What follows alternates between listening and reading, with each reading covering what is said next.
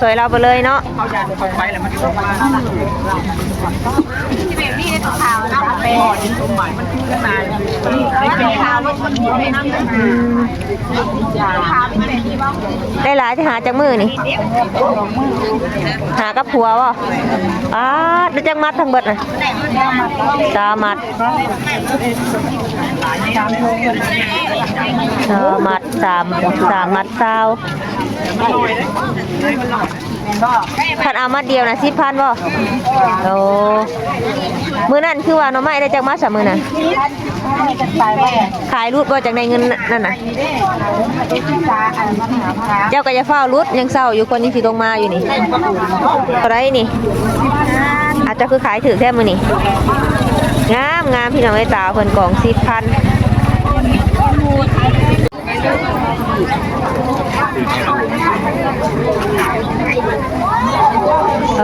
หน่อไม้งามขนาดเลย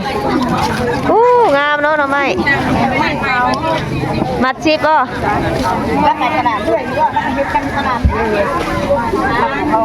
หอยเชอรี่มันนี่หอยเชอรี่ต้มแกะขาย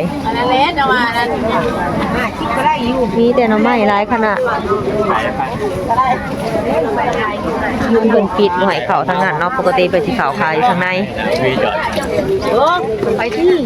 เขาบอกเขาบอกถือค่ะรอตลาดเนี่ยสาวเต่าขายหน่อไม้ขายดีคือเต่า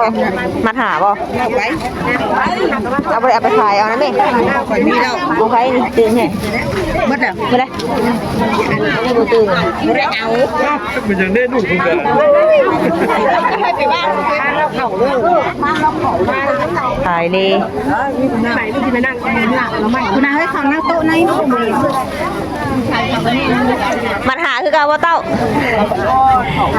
อย่ารุดเลยดิเราขายเราไม่แต่มือก่อนขายหมัดหา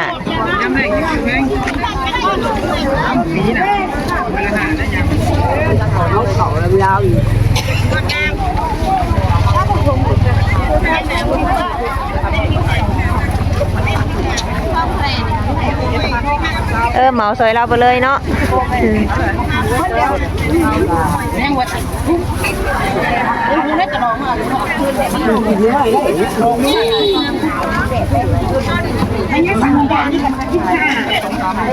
เขาอยากจะไปแล้วมันต้องมาที่แบบนี้ตัวขาวนะไปดินสมหมายมันคือข้างในในเป็นขาวมันอยู่ในน้ำได้หลายที่หาจากมือนี่หากับผัววะได้จังมัดทั้งเบิดนะสามัดมัดสามมัดเศร้าพันเอามัดเดียวนะ10,000บ่โอ้มือนั่นคือว่าน้องไม้ได้จากมัดสามมือน่ะขายรูดบ่จากในเงินนั่นน่ะเจ้าก็จะเฝ้ารูดยังเศร้าอยู่คนนี้สิลงมาอยู่นี่มัด10 3มัดเจ้าขายยังเขียตุเจ้าขายยังเดียวนะทำข้าวชงมวยเอ้ยจะหน่อยกระเบิดแต่คนกำลังลงมานางขายยังนางมานั่งหาบ่นั่งข้าวบุเล่ชิมหาขายห้าขายไม่ติดข้าวโอ้ยบ่ต่อแล้วก็ยายแล้วคนเฒ่าพอได้ซื้อขมาชิมหาบุเล่ตื่นเจ้าบุรุษกี่ยาตู้จังหน่อยเพิ่นกำลังลงมาคนกำลังลงมาจะเฝ้ารุด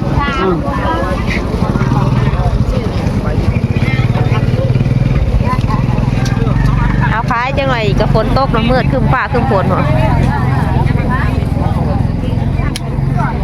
ว่าที่เข้าไปทางห้านจีนเนาะมื้อนี้ก็จักสิซื้อหยังพี่น้องเอ้ยเพราะว่าดูเพื่อนเองก็แกงหน่อไม้คือกันเนาะทั้งให้แม่เพิ่นปอกหน่อไม้ถ่าเนาะแต่ว่าสิลงมาหาซื้อแบบอันที่เฮาบ่มีเนาะว่าสิมาซื้อในทุดินหรือว่าแนวอื่นเนาะแต่ว่ามันก็มีแต่หน่อไม้ข้อหวานได้ปลาแล้วเพิ่นเนี่ยแหละบ่ได้กินมื้อนี้เพิ่นดุมัน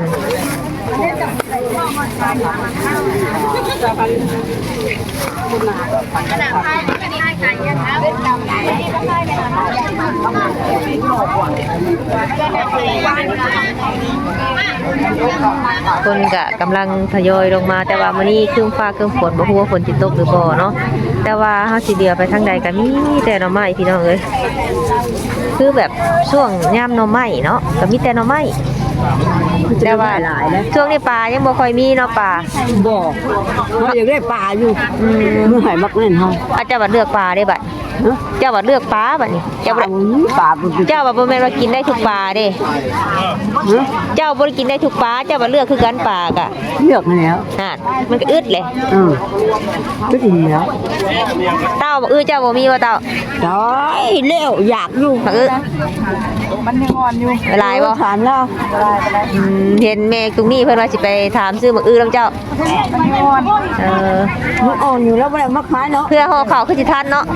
ทันบ่เอาใครเอามาส่งเอามาเองบ่คือผัวเอามาให้ หัวมันชง นั่นมันหลายเนาะนักอยู่ใช้ล่อมาบ่เวลาเมื่อเลย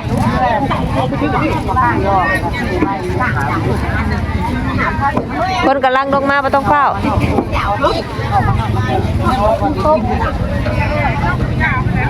ไปหาเขาก็สิไปหาเลาะผักหอมก่อนเนาะเพราะว่าคือผักหอมรวมเอื้อยเพิ่นจะได้ผักหอมรวมก็มีแต่หน่อไม้พี่น้องมัด10,000เนาะข่อยก็โอ้หน่อไม้ที่ทางน้องสาวข่อยก็ขายตาวกองเท่าไรนี่อาจจะคือขายถือแค่มื้อนี่งามพี่น้องไอ้ตาวเพิ่นกอง10,000เอาเบอร์โทนี่บ่นี่อันนี้ก็จิรอของเจ้าตัวเท่าไรจิรอนะลายได้ผสมเลยงามอยู่เลยปกติอันสาวยามนี้มันอ่อนเด้งามอยู่ค่ะวะ อันนี้ซื้อได้มาทางใหม่ไง เอาเวิร์ดซา2กอง โอ้ยยังต่อให้มันกระเทิน เอาเวิร์ดซาพอได้เงินซื้อนมให้ลูกเราดิ เปิดปิดตามจ้อง มันตัดพอดีแล้ว ใส่ยังเจ้า ยังบ่ทันได้ยังว่าลงมาซื้อผักหอมรวมมีบ่ ถามเบิ่นมาคุณ มาเท่าไรมาเคียงนี่ สามมัดชิด พอได้อันนั้นอยู่ดอกหวานบ่คือนี่ บ่มาเนี่ย เขาเห็นเขาแซ่ปลาใหญ่ลงหนดบ่ได้ซื้อทีแรกมันออกเห็นอยู่อะคิด ก็ว่าอยู่ให้อันปลาอย่างว่าที่เราตู้เราเป็นปลาอย่างนั้นเก็บลูกไข่เจ้เอา เฮาบ่ฮู้ว่าบ้านใดเมืองใดดอกบ่ได้ซื้อ เออเปลี่ยนไปชักเงินชาวพัดนึงคือไปทุกกับเขาเปลี่ยนให้แล้วงานก็ เฮาก็ไปหาซิคือกันถ้าได้ซื้อหยังเถอะ อ๋อชาวพัดก็สิไหน เรียกให้บักแจ๊กดิ เอาบ่เอาบ่ไม่ขวบบ่ เอาแน่เราอยากหน่อไม้อีกอะ เบิ่งสิเบิ่งเงินก่อนเขามันสิจุก เอาแน่ออกมา บ่เลย แหมเงินหาพี่น้องเอ้ยนี่ล่ะเพิ่นบ่ได้ว่าบ่มีเงินบางแน่เงินอยู่เต็มมือ บ่พอขายต่อบ่ได้ เจ้าให้เรายืมก่อนเจ้าสิขึ้นเด้ ให้ยืมก้อนบ่ให้ยืมเท่าไหร่เอาพันเอาดูนี่ว่าจังดอกเขาอยู่เท่าไหร่ โอ้ไปเฒ่าวัดประหัตกูได้ไปเฒ่ามื้อใส่บาทนะ อันน่ะ เจ้าใดบ้างนี่วัดประหัต วันประหัตก็รับปิ้งนี่ตะวันพุธตีเดี๋ยวยืนไว้ วัดประหัตก็ลงมาได้หรือว่าบ่ทันบ่บ่ทันบ่ ลงมาซื้อเลขอันลูกเสาเลย แม่นอยู่เด้เปล่าแท้ มาซื้อ ป้าพ่อญาติยังบาดนี่ งานมาซื้อ เพิ่นแจกฟรีบ่นะ ชื่อได้กระชิมชื่อหน้าคุณเจ้าของบ้านผมไงชื่อใหม่ว่าบ่ชื่อได้กระชิมเด้อชื่อได้กระชิม ของใครน่ะ ต้องสาชื่อได้ ส่งซิปบ่ เอาของเขา โอ้เพิ่นให้ซิมก็ยังซื้อบ่คือหุ่มกันน่ะใจดีเนาะซิมได้จังซื้อเพิ่นน่ะถ่ายอยู่ได้เนาะคนฝากเสียงยายจะบ่ต้องอุกใจเด้อมื้อนี้ได้ไปหน้าอยู่มื้อนี้บ่ตกอีนี่กับของอันมาบัวมึงน่ะมาดับระบ่นั่นน่ะดับหัวมันน่ะดับแต่ปากแปดฮอดบ่มีบัวไปนี่เอาดูอย่าง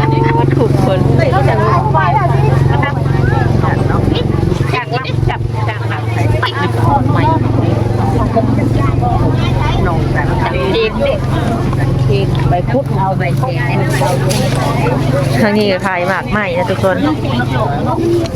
โอ้มีส่งเสื้อ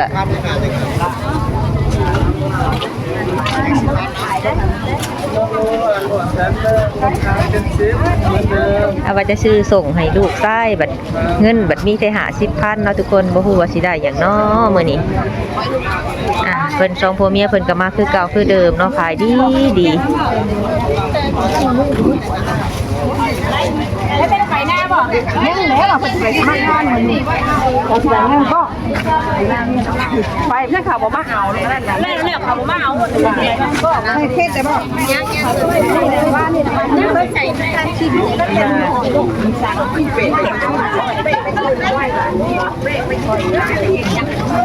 เป็นกับพี่ทุกคนมาซื้อซอยเพิ่นเนาะน้องไม้เพิ่นก็ขายดีดีเนาะนี่ไม่ใช่ในครัวใช่ไหมนะว่าลงมากับแม่นอน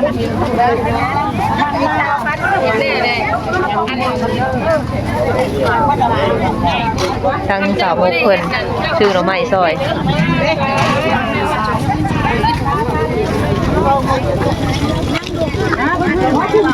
เดี๋ยวมาเบิ่งทางนี้เนาะว่ามีหยังแน่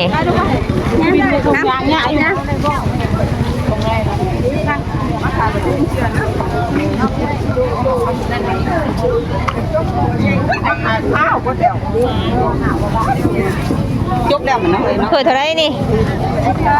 ก็เท่านี้ดิเอาตึงอยู่ได้เลยสวยเอามา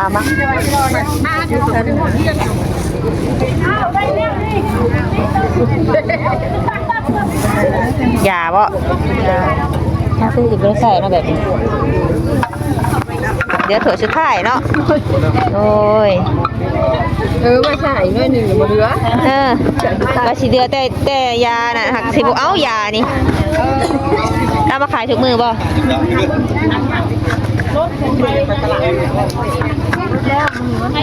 มื้อนั้นแม่จะบ่มาขายแม่นบ่คนละคนบ่ไม่ได้ด่าป้าบ่เคยด่าเจ้านี่มือนะแล้วก็ด่าเจ้าทางว่ากันเคยด่าแล้ว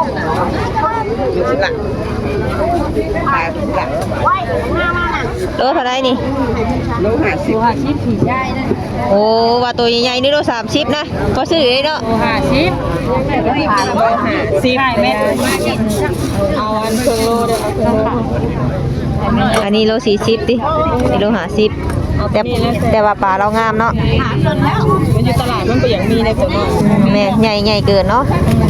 ซื้อให้แล้วเด้อแม่โอ้จักพันของเราหลายเนาะค่อยก็เอาครึ่งโลเด้อ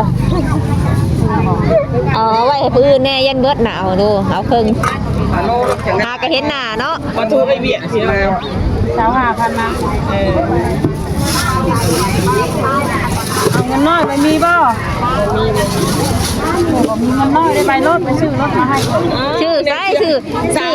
ด้เอ้ยว่ารถทอน3,000แล้วติดหนี้นี่นะผู้น้ำแข็งนี่ก็โอบหลายพอสมควรนักนะน้ำแข็งก็ไปแล้ว2แม่นี่น่ารักกอดหมดนี่ใจเอ่ยเลยมาไปแล้วมาติดเนาะยากดอกตื่มแน่เจ๊แล้วเอาป่าโอน50เลยเจ้าให้คือเก้ามันบ่มีปล่อยกระบายใหญ่คือกันพอมาตื่มให้ในเงินน่ะพอมาดิเปลี่ยนในเงินเจ้าบ้านน่ะอ้าวพอมาแล้วบ่ได้ยินเนาะบ่ได้ยินโอ้บ่แม่นเลยค่ะเด้อทางเด้อเด้ขาย2หน่วย5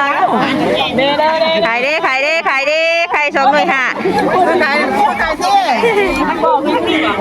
าเดี๋ยวไปรอซื้อสิ่งมาได้แล้วจังได๋เดี๋ยวสาวไล่เมาใช้เพิ่นเบิดได้บัดเมื่อนี่เนาะมียังแม่ปลาผู้เดียวว่าน่ะ10,000ครับสาวไล่ก็เมาเฮ้ยสาวแน่จะเมาซอยลาแล้วบ่แม่ข่อยปอกลงมาอยู่เฮือนนะก็ว่าสิเมากะยังปอกลงมาแกงอยู่โอ้จังได๋ก็เบิดน้อยเดียวนั่นนี่ก็ต้องมาเขาแม่คุณดิจังแม่นำแม่คุณหนูเอ้ยหาถุงใหญ่ใช่แน่เพิ่นบ่มีถุงใหญ่ให้เจ้าพูดเลยเนาะทั้งหมดแล้วพูดเอามาเจ้าเบิดไว้อันนี้ท่านได้สวยเนาะนี่หากระขายไปแล้วทุกมื้อนี่เพิ่นดุเนาะขายมื้อนั้นก็ฝนตกก็แข็งเด้ ว่ามื้อไหนก็มาขายว่ามื้อไหนก็ขายไล่ปูตลาดนัดอยู่ จักเทื่อแล้วขายนี่ ขายบ่ถูกครับบอกเลย เอ้ยก็ว่าเอ้ยลงตลาดคือบ่เห็นเจ้าคือหักเห็น2 รอบนี่ก็เบิดก่อนเนาะสงสัยเบิดไว้หากเห็นนั่นอันวันค้านที่ผ่านมาหั่นนะข่อยแต่ว่าเจ้าขายก่อนแล้วมันได้หน่อยบ่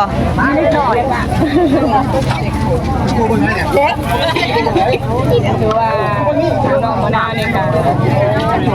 หาของขายโน่นนี่มาขายตามตลาดนัดเนาะ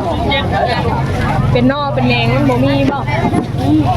คือบ่ต้มแล้วก็มาขายเอาแหนน้อยนะแหนนอนนี่ คือบ่เอาเสือผู้อยากเจ้าชวนผัวเจ้าลองไปหาหน่อไม้ไล่เบิ่งเด้อคนเขาเอาขายหน่อไม้ไล่เฮาก็สิมาขายเป็นดิบแน่อันหน่อไม้ไผ่ก็มาขายเป็นเผาแบบนี้ แหนน้องไม้นั่นปลาหาอะไรไปมื้อนั้นได้อยู่บ่เงินบ่พอได้บ่ท่านคนไปเราบ่ได้ตลาดนัดทำไม่ได้เด้อเดี๋ยวนี้ค่ะคือขายแต่ละไม้ค่ะหาเอาอื่นคนบ่มีเนื้อหาพันแต่ละไม้ การแมงแตนมานำบัดนี้ นะบ่เปลี่ยนไปสิคิดตรงไปมีบ่ใส่ถุงยางเปลี่ยนไปสิเอาไว้นะมาให้มันหาบ่แม่เอาล่ะเอาน่าจะมีบ่พอสมบ่ก็คือใช่น่ะคือเผ็ด นายบ่มี อันนาคนละอันทางนั้นบ่ มอเตอร์ไปขึ้นตลาดบ่เลยกงแล้วลงมามันเบิดแล้ว เพิ่นขายไปเนาะที่นั่นเนาะตอนนี้ก็ยังเศร้าอยู่โอ้ยนึกว่าผู้ใดเจ๊บัวหมากตะพันน่ะฮะมื้อเช้านี้เราหมากซาวบ่รุดเอาอ่ะมันเป็นจังไดเนาะผู้ใดก็คือแลกเงินกันเบิดมื้อมื้อนี้ กันหน่อยบ่มีทุกการมันเป็นใครนี่ เปิดแล้วเนาะทางเมเบาวิยาเพิ่นก็ขายบักข้าวเนาะบักข้าวอยู่กกเพื่อนเพิ่นพุ่นแหละพวกมื้อนี้ก็เป็นครึ่งฟ้าครึ่งฝนนะเดี๋ยวมาทางนี้ก่อนเนาะทุกคนผักเทียมโอ้ยซื้อผักเทียมก่อนข่อยกันเนาะข่อยก็บ่ได้ซื้อซอยเพิ่นนะเพราะว่าทางเพื่อนก็แกงหน่อไม้อยู่เนาะเพราะว่าทางเมเพิ่นก็ลงมาแล้วทุกคนเพราะว่ายังเศร้าอยู่เนาะกายน่าจะเบิดอยู่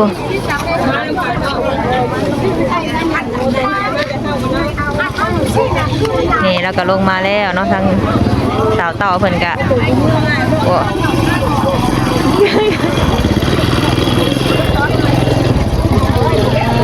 เพราะว่าเพิ่นขายในกลางทางเนาะการที่รถไปมากก็สิยากลำบากแน่เนาะเพราะว่านี่ก็รถที่เคยข่อยเนาะกำลังจะออกตลาดไปซื้อเครื่องมาขายเฟอไปซื้อผักซื้อหยังเนาะทุกคนเนาะมื้อนี้ก็โอเคเนาะทุกคนเนาะสำหรับคลิปนี้เนาะทางสาวรายก็สิขอจบคลิปลงไปก่อนเนาะไว้พบกันในคลิปหน้าเด้อถ้ามีโอกาสก็สิถ่ายให้พ่อแม่พี่น้องได้เบิ่งได้ชมเนาะมื้อนี้ก็ลงมาตลาดเนาะก็พอดีว่าลงมาหาเบิ่งแนวอยู่แนวกินเนาะเพราะว่าฝนตกก็บ่ได้ไปไสทุกคนเลย